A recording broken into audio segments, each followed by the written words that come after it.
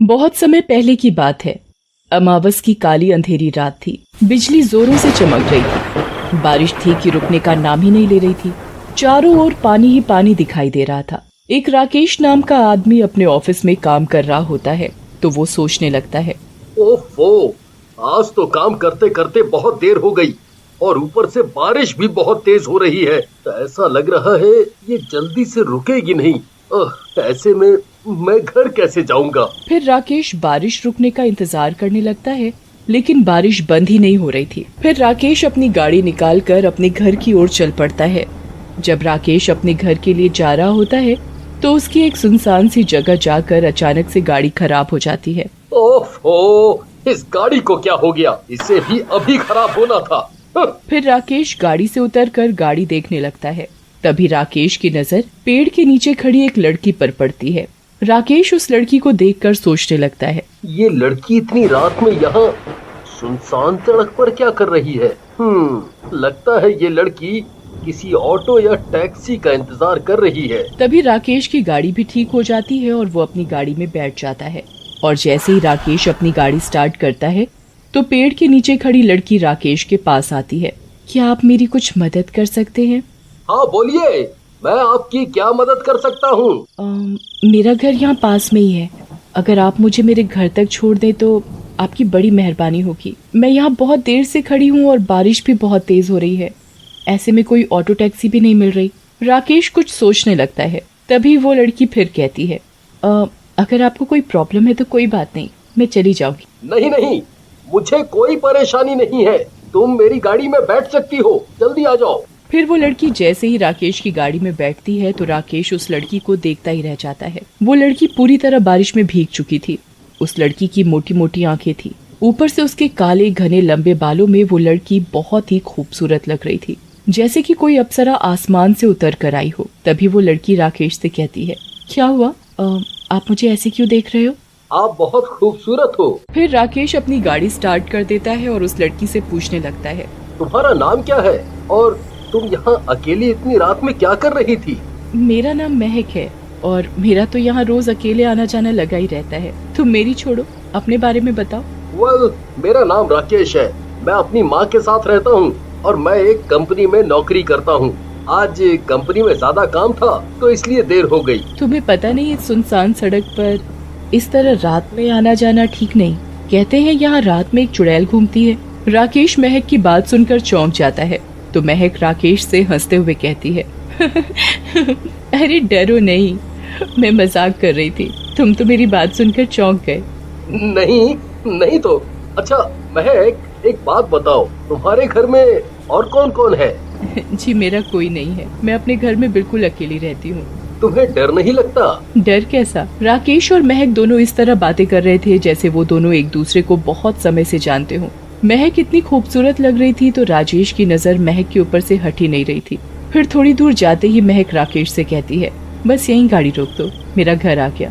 लेकिन यहाँ तो कोई घर नहीं है। यहीं पास में ही मेरा घर है, मैं यहाँ से पैदल चली जाऊंगी। राकेश महक को वहीं पर उतार देता है। महक गाड़ी से उतरकर थोड़ी ही दूर जाती है कि तभी राकेश की नजर गाड़ी की सीट पर रखी पायल पर पड़ती है। अरे ये पायल कैसी और ये यहाँ कहाँ से आई? लगता है ये महक की पायल है।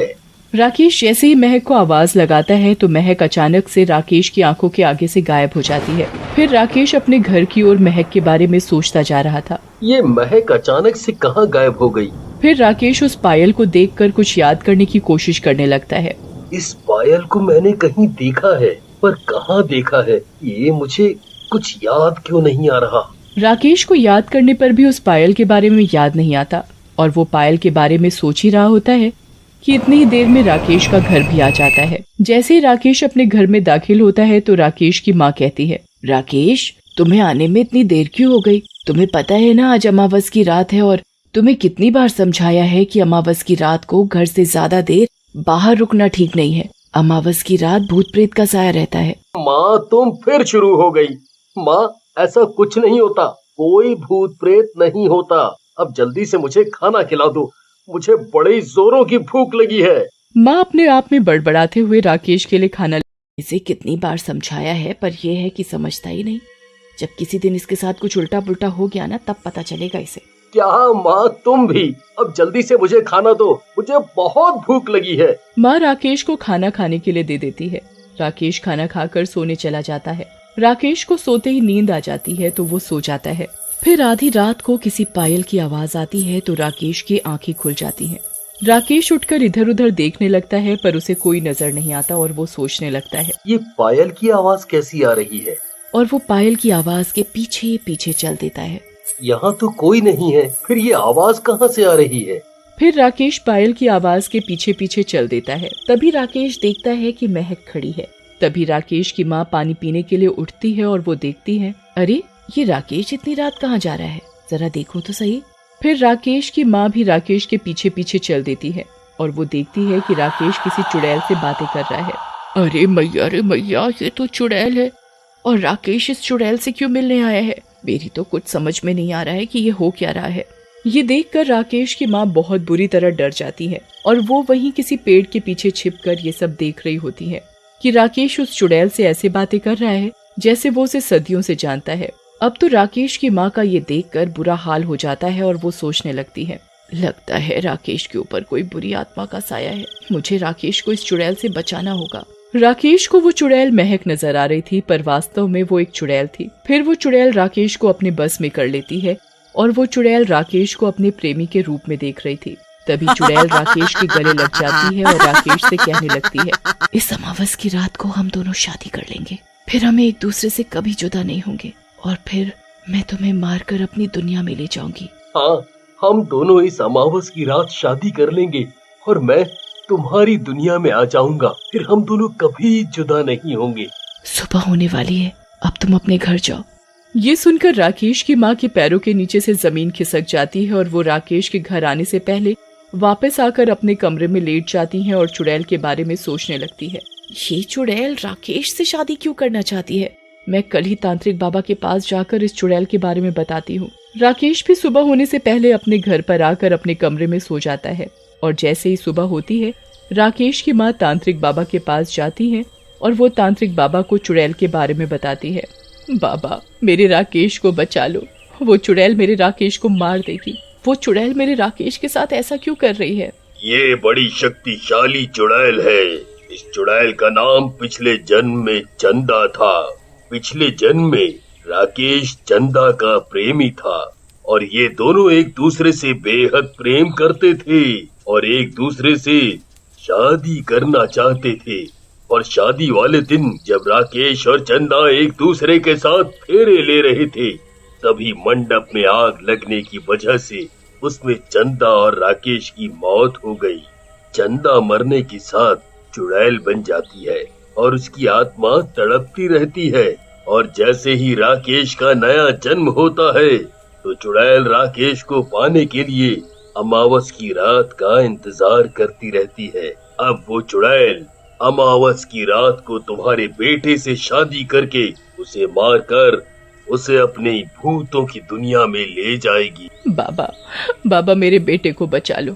बाबा कोई तो उपाय होगा जिससे मेरे बेटे की जान बच सके। उपाय तो है पर बड़ा मुश्किल है, कर पाओगी तुम?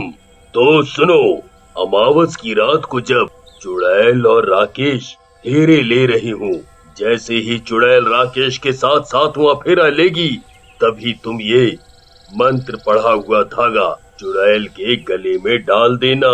धागा डालते ही चुड़ैल मर जाएगी और राकेश के ऊपर से चुड़ैल की शक्ति हट जाएगी और राकेश चुड़ैल के चुंगल से बच जाएगा।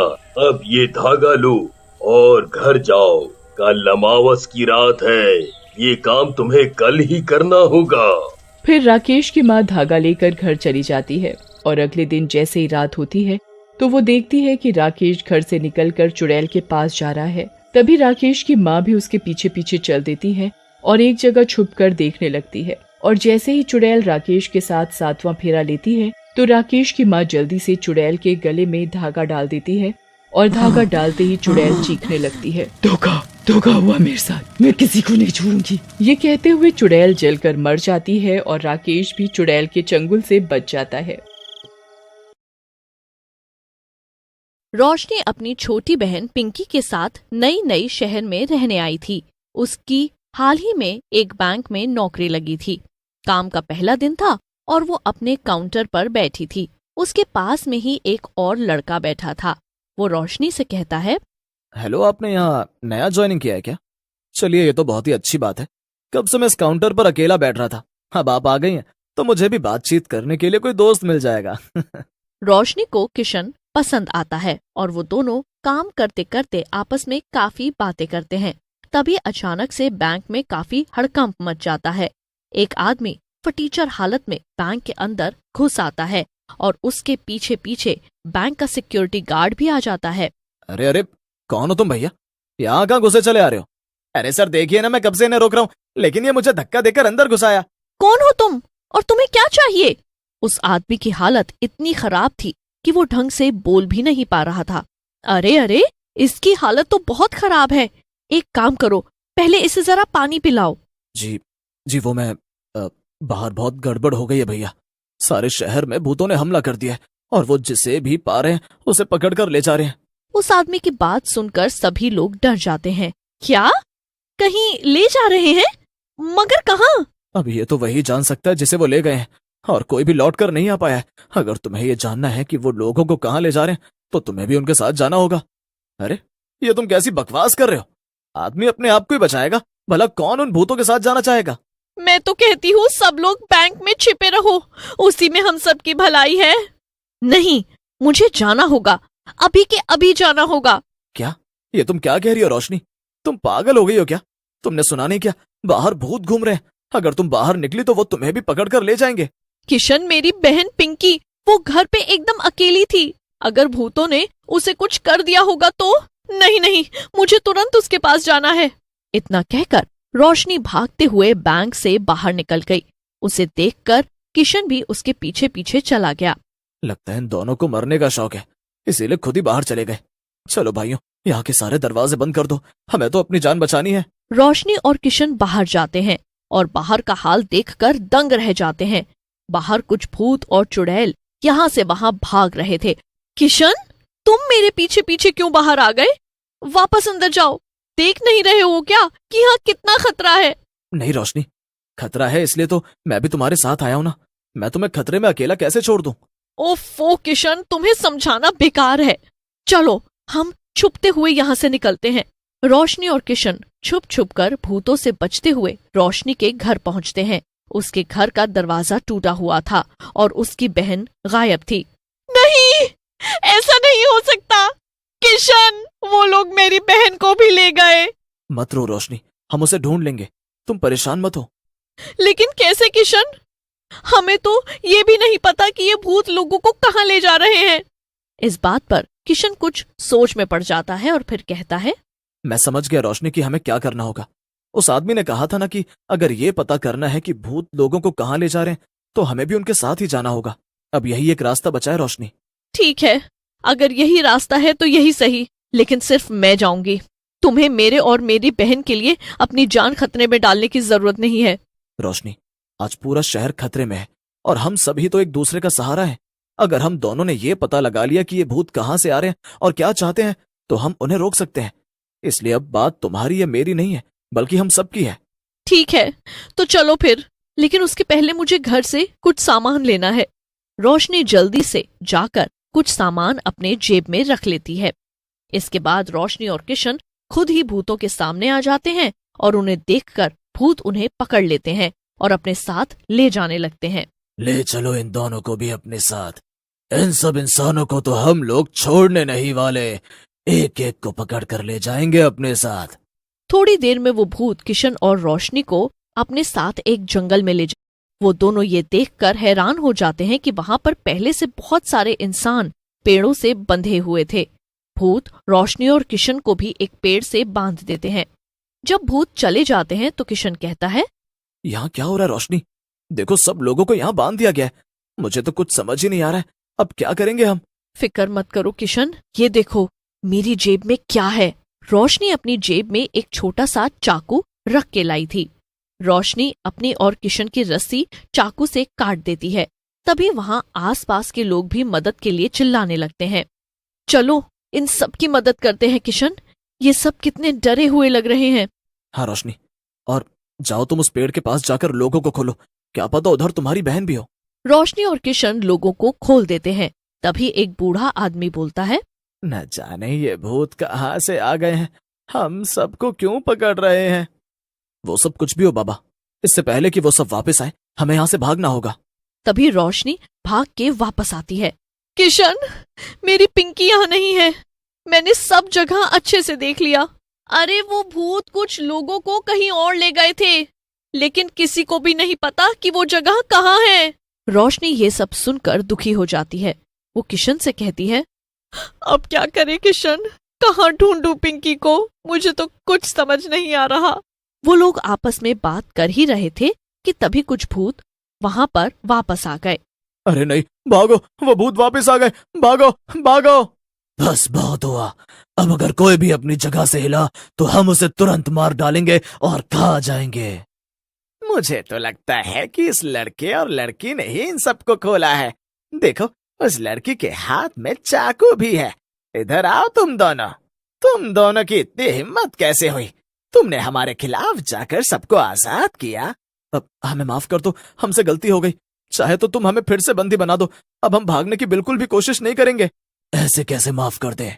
इस गलती की सजा तो तुम्हें मिलेगी ही, क्योंकि तुमने सिर्फ खुद भागने की कोशिश नहीं की बल्कि यहाँ मौजूद सभी इंसानों को खोलकर आजाद कर दिया और हमारी इतनी देर की सारी मेहनत मिट्टी में मिला दी। क्या सजा? कैसी सजा? लेकिन आप हम लोगों को क्यों पकड़ रहे हैं? हमने आपका बिगाड़ा क्या है? अरे तुम लोगों ने हमारा सब कुछ बिगाड़ कर रखा है। हमारा घर बार उजाड़ दिया, हमें बर्बाद कर दिया और पूछते हो कि क्या बिगाड़ा है? क्या क्या मतलब है तुम्हारा? इस जंगल को देखो, यहाँ आसपास सारे पेड़ देखो, ये पीपल के पेड़ हैं। इस पे हमारे घर हुआ करते थे, लेकिन अब इस जंगल में बस आधे ही पेड़ बचे हैं। तुम इंसानों ने हमारे जंगल में घुस घुस कर इन्हें बर्बाद कर दिया। तुम लोगों ने एक एक करके कितने सारे पेड़ काट डाले और नई नई इमारतें बना डाली। तुम लोगों की वजह से हम सब बेघर हो गए। हाँ, और इसीलिए अब हम लोग तुम्हारी बनाई इमारतों में रहेंगे और तुम लोगों को इन बचे कुचे पेड़ों से बांध देंगे। तब तुम्हें हमारी तकलीफ समझ आएगी। नहीं नहीं, ऐसा मत करो, हमें अपनी गलती का एहसास हो गया है। हमें एक और मौका दे दो, हम लोग कुछ बिल्डिंग्स को गिरा देंगे और वहां पर फिर से पेड़ लगा देंगे।